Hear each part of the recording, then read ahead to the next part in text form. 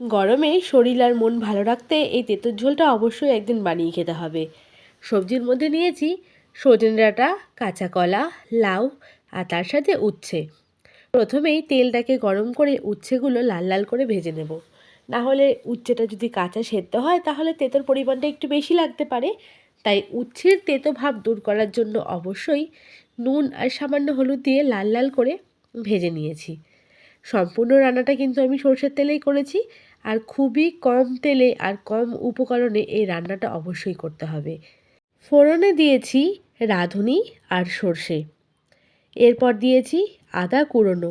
আপনারা চাইলে আদা বাটাও ব্যবহার করতে পারেন।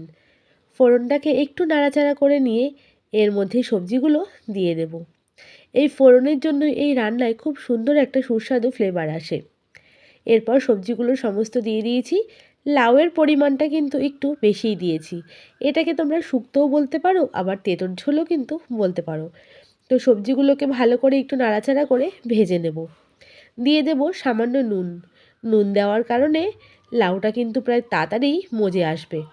সমস্ত সবজিগুলোকে আবারও নাড়াচাড়া করে নিচ্ছি। এরপরে দিয়ে দেব পরিমাণ মতন হলুদ। সামান্য হলুদ দিয়েছি, হলুদ না দিলেও কিন্তু কোনো অসুবিধা নেই। নুন আর হলুদ দিয়ে সবজিগুলোকে ভেজে নিচ্ছি। আর সবজিগুলো কিন্তু প্রায় অনেকটাই মজে এসেছে, অর্থাৎ নরম হয়ে এসেছে। এই তেঁতোর ঝোলটা বন্ধুরা গরমে কিন্তু আপনারা অবশ্যই বাড়িতে ট্রাই করবেন।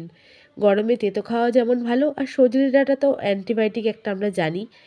তেঁতো আর সজনে ডাঁটার জন্যই কিন্তু এই রান্নাটা খেতে বেশি ভালো লাগবে।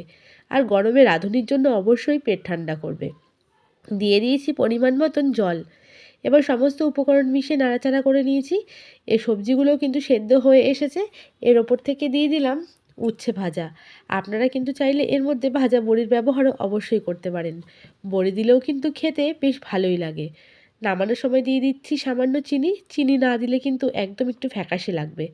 তো আমাদের তেঁতুল ঝোল বা শুক্তো কিন্তু একদম রেডি হয়ে গেছে। দিয়ে দেব সামান্য একটু ঘি।